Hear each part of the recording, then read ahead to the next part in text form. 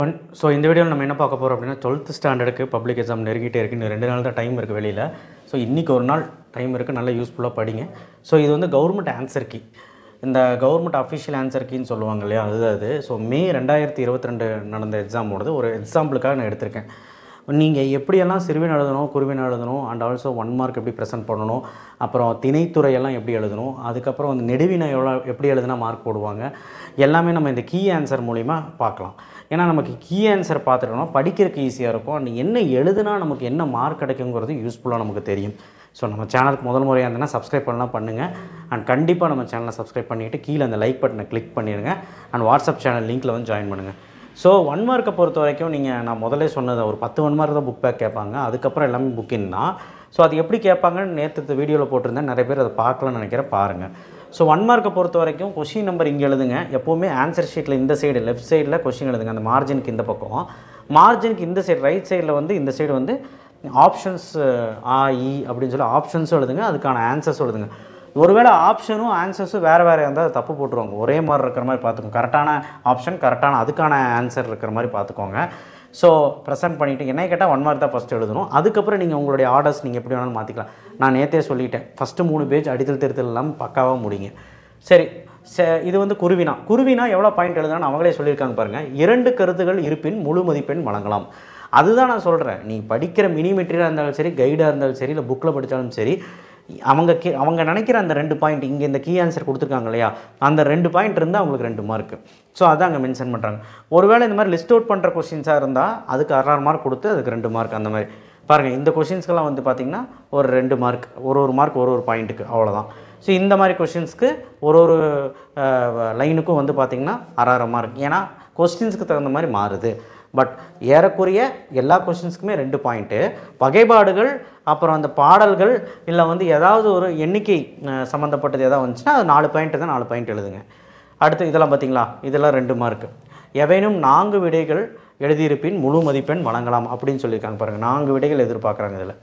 So அடுத்தது குடும்பம் வந்து பாருங்கள், குடும்பம் லெசன்லேருந்து அந்த 2 பாயிண்ட் இருந்தால் 2 மார்க்கு. இவ்வளோ தான் அவங்க எதிர்பார்க்குறாங்க, வேறு எதுவுமே இல்லை. ஸோ குருவினாவை பொறுத்த வரைக்கும் நீட் அண்ட் ஸ்வீட்டாக நீங்கள் வந்து என்ன இருக்கோ கரெக்டாக படிச்சுட்டு வந்து கரெக்டாக எழுதுங்க, ஸ்பெல்லிங் மிஸ்டேக் இல்லாமல். 7 × 2 14. இதில் எப்படி மார்க் போடுறாங்க பாருங்கள். ஸோ அதாவது கான் காடு கான் பார். ஸோ இந்த மாதிரி நிறையா இருக்குது. பொருத்தமான தொடர் எழுதியிருப்பின் மதிப்பெண் வழங்கலாம். நீங்கள் எந்த மாதிரி வேணாலும் சென்டென்ஸ் வந்து மேக் பண்ணலாம், இதுக்குரியது. ஸோ கரெக்டான சென்டென்ஸ் இருந்தால் அவங்க மார்க் கொடுத்துடலான்னு சொல்கிறாங்க. ஸோ இதுக்கு 1 மார்க், இதுக்கு 1 மார்க், இந்த சென்டென்ஸுக்கு இது 2 மார்க் அப்படியே கொடுத்துட்றாங்க. 24வது 2 மார்க் கொடுத்துட்றாங்க. இந்த சேர்த்து பிரித்து எழுதுறதுக்கு இது நீங்கள் மரப்பலகை அப்படின்னு எழுதுனா 1/2 மார்க்கு, பிரித்து எழுதுறதுக்கு பலகை அப்படிங்கிறது 1/2 மார்க். ஸோ சாரி, இதுக்கு ஒரு சென்டென்ஸ் எழுதுறதுக்கு இதுக்கும் 1/2 மார்க்கு, இதுக்கும் ஒரு 1/2 மார்க், 1 மார்க். ஏன்னா 2 கேள்வி கேட்டிருக்காங்க, 2க்கும் சேர்த்து தான் 2 மார்க்கு. பொருத்தமான தொடரில் அமைந்திருந்தால் முழு மதிப்பெண். ஓனாவே நீங்கள் தொடர் வந்து சென்டென்ஸ் வந்து எழுதலாம். ஸோ வானம் பார்த்த பூமியில் பயிர் வகைகள் பயிரிடப்படுகின்றன. ஸோ இது அப்படியே எழுதுனா 2 மார்க். ஸோ ஒரு சிலதெல்லாம் அப்படியே எழுதுனா 2 மார்க்கு. பகுபதம் புணர்ச்சி எல்லாம் வந்து பார்த்திங்கன்னா பிரித்ததுக்கு 1 மார்க்கு, அந்த பகுதி விகுதி அந்த சந்தியெல்லாம் சொல்கிறதுக்கு 1 மார்க்கு. அதே மாதிரி தான் எல்லாமே. அதே மாதிரி புணர்ச்சி விதியும் அப்படி தான். பிரிக்கிறதுக்கு 1 மார்க், பிரிக்கிறது கரெக்டாக பிரிச்சுருங்க. அதுக்கப்புறம் அந்த அந்த ஸ்டேட்மெண்ட் எழுதுறதுக்கு 1 மார்க்கு, சரிங்களா? மொத்தம் 2 மார்க். சொல்லை பிரித்து சேர்த்து எழுதுக. ஸோ அந்த இடத்துல வந்து இதுவும் வந்து ஒரு விதமான சொல்லை பிரித்து சேர்த்து முன் வந்து எப்படி பாருங்கள் பிரித்து எழுதியிருக்காங்க. ஸோ இது வந்து இதுக்கு 1 மார்க், இதுக்கு 1 மார்க்கு. இவை போன்ற தொடர் அமைத்தால் மதிப்பெண் வழங்கலாம். ஸோ அவங்க தான் சொல்கிறாங்க என்ன தொடர் வேணாலும் அமைச்சுக்கலாம், மீனிங்ஃபுல்லாக இருக்கணும். ஸோ அதே மாதிரி கலைச்சொற்களுக்கு 2 மார்க் கொடுத்துட்டாங்க, அவ்வளோதான். அதாவது ஒரு மார்க், ஒரு கேள்விக்கு ஒரு மார்க். ஸோ இது முக்கியம் இல்லை, நமக்கு எது முக்கியம்னா சிறுவினாக்கு முழுசாக 4 மார்க் கிடைக்க மாட்டேங்குது, ஏன்னு பார்க்கலாம். ஸோ கரெக்டாக 4 மார்க் இருக்கணும். இப்போ முதல் ஏழை தண்டி அலங்காரம் இதிலேருந்து கேட்டிருக்காங்க. நூல் ஏன்னா இடம் சுட்டி பொருள் விளக்குக அப்படின்னு சொன்னாங்கனாலே அந்த கொஷின்ஸ் நல்லா இம்பார்ட்டன்ட் அர்த்தம். நிறைய ஏழில் அந்த கொஷின்ஸ் இருக்குது சிறுவினா, அதெல்லாம் விட்டுறாதீங்க. அதில் ஒன்று தான் இது. இதில் வந்து பார்த்திங்கன்னா நூல் ஆசிரியர் பேர் எழுதினாலே அவங்க 2 மார்க் கொடுக்குறேன்ட்டாங்க. பொருள் தனக்கு நிகரில்லாத தமிழ். ஸோ இது எழுதினாலே அவங்க 2 மார்க்கு, விளக்கத்துக்கு 2 மார்க், அவ்வளோதான். ஸோ அவங்க எதிர்பார்க்குற பாயிண்ட் சார் அப்போ இது எழுதுனா 4 மார்க் போட்டுருவாங்க கேட்டால் இந்த பாயிண்ட் இருக்கணும். இந்த பாயிண்ட்டை தவிர வேறு எதாவது பாயிண்ட்டு தான் மார்க் கிடையாது. இந்த பாயிண்ட் இருந்து நீங்கள் வேறு எதாவது எலாபரேட் பண்ணி கூட எழுதிக்கலாம். ஒரு 1.5 பக்கத்துக்கு எழுதுறீங்கன்னு வச்சுக்கலாமே, பேப்பரே சின்னதாக தான் இருக்கும். 1.5 பக்கத்துக்கு எழுதுறீங்கன்னா ஒரு பக்கத்துக்கு நீங்கள் வந்து எழுதிட்டு அதாவது அந்த பாயிண்ட்ஸ் வர மாதிரி எழுதிட்டு கரெக்டான பாயிண்ட்ஸ் வர மாதிரி எழுதி மீதியெல்லாம் கதை எழுதினாலும் ஓகே தான். ஆனால் அந்த பாயிண்ட்ஸ் இருக்கணும், அவங்க நினச்ச பாயிண்ட்ஸ் இருக்கணும். ஸோ ராமன் ஆற்றிய கடமை, ஸோ இந்த மாதிரி ஒரு 4 பாயிண்ட் நீட்டாக எழுதினாலும் உங்கள் 4 மார்க் கொடுத்துருவாங்க. பாருங்கள், அந்தந்த லைன்ஸுக்கு 4 பாயிண்ட் 4 மார்க். தெய்வமணி மாலை பாடல் வழியாக விளக்குவன. ஸோ இது வந்து பார்த்திங்கன்னா பாருங்கள் இவ்வளோ இருக்குது. என்ன சொல்கிறாங்க பார்க்கலாம். எவைனும் 4 கருத்துக்கள் இருப்பின் முழு மதிப்பெண் வழங்கலாம். அதுதான் சொல்கிறேங்க, அவங்க எதிர்பார்க்குறது இந்த கீ ஆன்சரில் 4 பாயிண்ட் தான். அப்போ 4 பாயிண்ட் நாங்கள் படித்தா போதுமான்னு கேட்டால் ஓகே தான், கொஞ்சம் எலாபரேட் பண்ணி நீங்கள் எழுதுங்க படித்ததுக்கு. ஆனால் 4 பாயிண்ட்டு நச்சுன்னு வந்து கரெக்டாக இருக்கிற மாதிரி பார்த்துக்கோங்க, அவ்வளோதான் நான் சொல்லுவேன். இல்லை ஒருவேளை ரொம்ப வீக்காக இருக்குன்னா அந்த 4 பாயிண்ட் கரெக்டாக வர மாதிரி எழுதுங்க. நாட்டிய அரங்கின் அமைப்பை இளங்கோவடிகள், இதெல்லாம் ரொம்ப ரொம்ப முக்கியமான கொஸ்டின். ஸோ இது வந்து ஒரு 4 பாயிண்ட் எழுதுங்க. அவங்களே சொல்லிட்டாங்க பாருங்கள், இதில் மென்ஷன் பண்ணல, கவனிச்சிங்களா? இந்த கேள்வியில் மென்ஷனே பண்ணல. சொல்ல முடியாது பார்த்தீங்களா? இதில் வந்து 7 பாயிண்ட் 6 பாயிண்ட் எழுதியிருக்காங்க. 6 பாயிண்ட் மேலே எழுதினா தான் 4 மார்க்கு. ஸோ மென்ஷன் பண்ணியிருந்தால் மட்டும்தான் 4 பாயிண்ட் 4 பாயிண்ட்டுக்கு நான் 4 மார்க் தரேன் அப்படின்னு மென்ஷன் பண்ணியிருந்தா தான் 4 மார்க். ஓகேவா? ஸோ அடுத்தது திரும்பவும் உரைநடை செயலோட சிறுவினா இல்லையா, ஒலிக்கோலங்கள் அப்படின்னு சொல்லிட்டு இருக்கு. இங்கே பாருங்கள், ஒரு சில இடத்துல இந்த பாடல் எழுதும்போது தான் நமக்கு அந்த 4 மார்க் கிடைக்கிது. அப்போ எந்த மாதிரி கொஸ்டினுக்கு பாடல் எழுதணும் அப்படிங்கிறத தெரிஞ்சு வச்சுக்கோங்க. இதை பார்த்து இப்போது அதுக்கு நீங்கள் பாடல் எழுத முட்டா மார்க் கிடைக்க மாட்டேட்டால் 3 மார்க் போடுவாங்க, அவ்வளோதான். இதுக்கெல்லாம் பாருங்கள் 4 பாயிண்ட் இருந்தால் 4 மார்க்கு. அடுத்த பண்டைய கால பள்ளிக்கூடங்கள், ஸோ இதுவும் வந்து பார்த்திங்கன்னா 4 பாயிண்ட் இருக்குது, 4 மார்க், அவ்வளோதான். அடுத்த உளவு தொழில் மேலாண்மை, ஸோ இதுவும் வந்து பார்த்திங்கன்னா இங்கே பாடல் எழுதியிருக்காங்களா, இதுவும் மென்ஷன் பண்ணலைன்னா 3 மார்க் தான் போடுவாங்க. ஸோ அதுதான் அங்கே மென்ஷன் பண்ணியிருக்காங்க. எவேனும் 4 கருத்துகள் இருந்தால் முழு மதிப்பெண் வரலாம்னு சொல்கிறாங்க. ஒருவேளை அந்த பாடல் இல்லைன்னா 3.5 மார்க்கோ 3 மார்க்கோ போடுறதுக்கு வாய்ப்பு இருக்குது. ஒரு சில கொஸ்டின்ஸ்லாம் அது பார்க்குறாங்க. அதுக்கப்புறம் ரொம்ப முக்கியமான ஒரு செக்ஷன் 4×3 அதாவது 3×4 எவேனும் 3 இருக்குது. அதாவது அணி, திணைத்துறை, இந்த செக்ஷனில் கொஞ்சம் பார்த்து எழுதுங்க. 4 மார்க் கிடைக்கிறதே கஷ்டம். நல்லபடியாக எழுதுங்க மார்க். என்ன எதிர்பார்க்குறாங்கன்னா, இப்போ ஊமை அணி 4 அணி படிக்க போகிறீங்க. ஏகதேச உருவணி, ஊமை அணி, சொற்பொருள் பின்வரணி நம்ம சொல்லியிருக்கோம், பொருள் வேற்றுமை அணி, நிரல் நிறை அணி, இதெல்லாம் படிச்சிங்கனாலே ஒன்று எழுதிடலாம். அணி இலக்கணம், அந்த அணியோட டெஃபினிஷன், அதுக்கப்புறம் சான்று, ஒரு குறள் அப்படிங்கிற மாதிரி ஒரு குறளில் சான்றாக எடுத்துக்கிட்டு எழுதுங்க, சான்றுக்கு 1 மார்க்கு. சான்று விளக்கம், அணி பொருத்தம், இது எல்லாம் சேர்த்தி தான் 1 மார்க்கு. இப்போது பொருத்தமான சான்று விளக்கம் பொருத்தம் எழுதியிருப்பின் முழு மதிப்பெண் வழங்கலாம். என்ன சொல்கிறாங்க?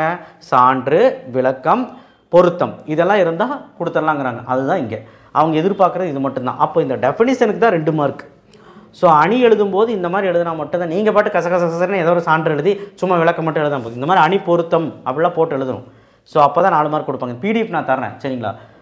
இது இன்னொரு அணி, நிரல் நிறை அணின்னு நினைக்கிறேன். எஸ், இந்த மாதிரி குரல் கொடுத்து கண்டுபிடிக்கிற நிரல் நிறை அணி. இதுக்கு வந்து நீங்கள் கண்டுபிடிச்சதுக்கே 1 மார்க்கு.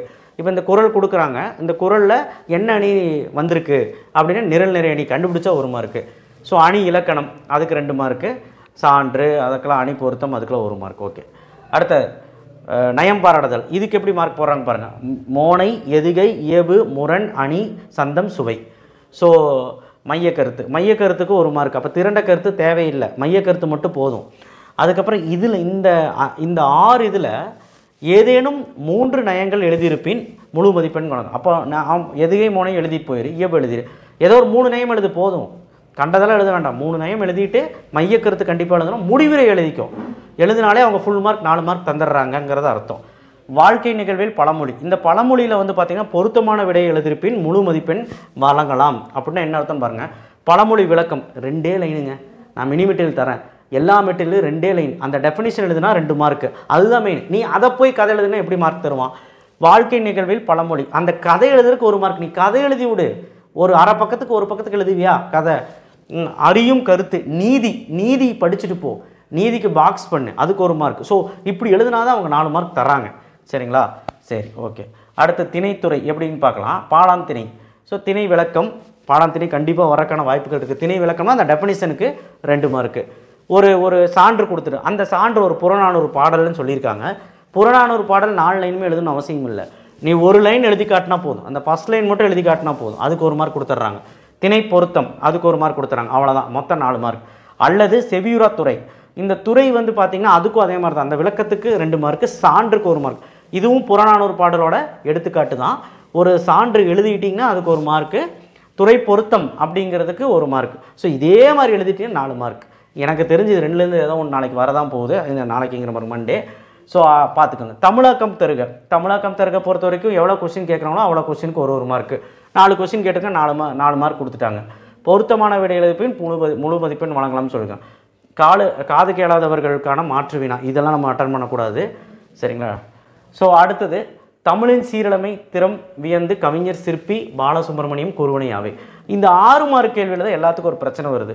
குறிப்புச்சட்டகம் போடுங்க. இவங்க அப்படி கொடுக்கல. நீங்கள் சைடு ஹெட்டிங் எழுதி குறிப்புச்சட்டகம் போடுங்க. ஒரு 6 ஹெட்டிங் வர மாதிரி எழுதுங்க. முன்னுரை முடிவுரை சேர்த்து 8 ஹெட்டிங் வர மாதிரி பாருங்கள். 6 ஹெட்டிங் இருக்கணும். நான் சும்மா சொல்ல. இங்கே பாருங்கள், இங்கே என்ன கொடுத்துருக்குறாங்க. இப்போ வந்து பார்த்திங்கன்னா இதுக்கு எவ்வளோ பாயிண்ட் 1 2 3 4 5 6 7 பாயிண்ட் கொடுத்துருக்காங்க. இது கீ ஆன்சர். இதே மாதிரி எழுதுனா 6 மார்க் போடுவாங்க கேட்டால் கிடையாது.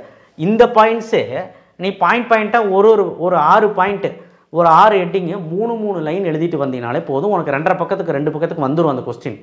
அது எழுதினாலே கண்டிப்பாக 6 மார்க் கிடச்சிரும். இவங்க என்ன சொல்கிறாங்கன்னா இந்த பாயிண்ட் இருந்தால் மார்க் கொடுத்துடலாங்கிறாங்க. அல்லது அறிவுடைமை. இப்போ பாருங்கள், Thirukkural question answer. Thirukkural detail வந்து பார்த்திங்கன்னா கொஞ்சம் டேஞ்சர் தான். திருக்குறள் எழுதினா தான் ஃபுல் மார்க் போடுவான்னு சொல்லியிருந்தேன். என்னென்னு பார்த்துருவோம். திருக்குறள் குறிப்புகள் இது வந்து 1 மார்க்கு. ஸோ இந்த பொருள் எழுதியிருக்காங்க பார்த்தீங்களா, திருக்குறளோட பொருள் எழுதுனாலே அவங்க 6 மார்க் தந்துடலான்னு சொல்லியிருக்கிறாங்க. குறிப்புகள்னால் திருக்குறளை பற்றி நீ இன்ட்ரோடக்ஷன் கொடுத்துக்கணும். இப்போ திருக்குறளை பற்றி திருவள்ளுவர் எவ்வளோ குறள் எழுதியிருக்காரு, இது எந்த அதிகாரத்தை சேர்ந்தது, அறிவுடைமை பற்றி பேச போகிறோம் அப்படின்னு ஒரு முன்னுரை கொடுக்கணும். அதுக்கு 1 மார்க்கா. நீங்கள் யாரும் அதை எழுதுறதே கிடையாது. அதுக்கப்புறம் அவருடைய பொருளை வச்சு நீங்கள் ஹெட்டிங்காக போட்டு எழுதினாலும் சரி, பாயிண்ட் எழுதினாலும் சரி, எனக்கு தெரிஞ்சு ஹெட்டிங்காக போட்டு எழுதுங்க. குறள் இல்லாமல் இருந்தாலே மார்க் தரேன் தான் இங்கே சொல்லியிருக்காங்க. வேறு எதுவுமே அவங்க மென்ஷன் பண்ணலை. சரிங்களா? குறள் இல்லாமலே மார்க் தராங்க. பட் குறள் எழுதுனா நல்லதுன்னு தான் நான் சொல்கிறேன். அடுத்த பண்டை கால கல்வி முறையில் ஆசிரியர் மாணவர்களிடையே நிகழ்ந்த கற்றல் கற்பிதல் முறைகள். இந்த கொஸ்டினுக்கு பாருங்களேன், இது பாயிண்ட்டாக கொடுத்துருக்காங்க. இந்த மாதிரி ஹெட்டிங்ஸும் கொடுத்துருக்காங்க. இதெல்லாம் இருந்தால் மார்க்குன்னு சொல்லிட்டாங்க. இங்கே பாருங்கள், இந்த மாதிரி பெரிய கொஸ்டினுக்கு 6 தலைப்புகள் எழுதியிருப்பின் முழு மதிப்பெண் வழங்கலாம்.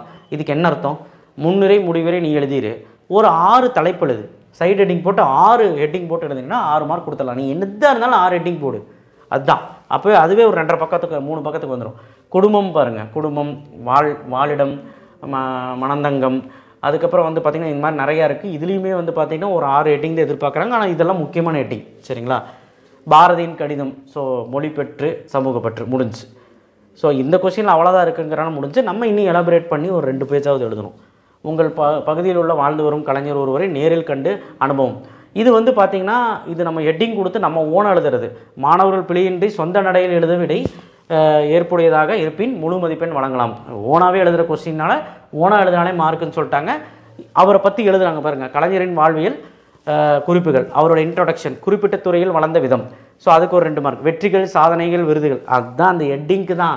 அந்த ஹெட்டிங் எழுதி கீழே அந்த தலைப்பு கீழே வந்து நீங்கள் எழுதும்போது உங்களுக்கு அந்த மார்க் கொடுத்துறாங்க. இது வந்து ஓன் கொஸ்டின். ஸோ ஒரு நெடுவினை எப்படி எழுதணுங்கிறது பார்த்துட்டோம்.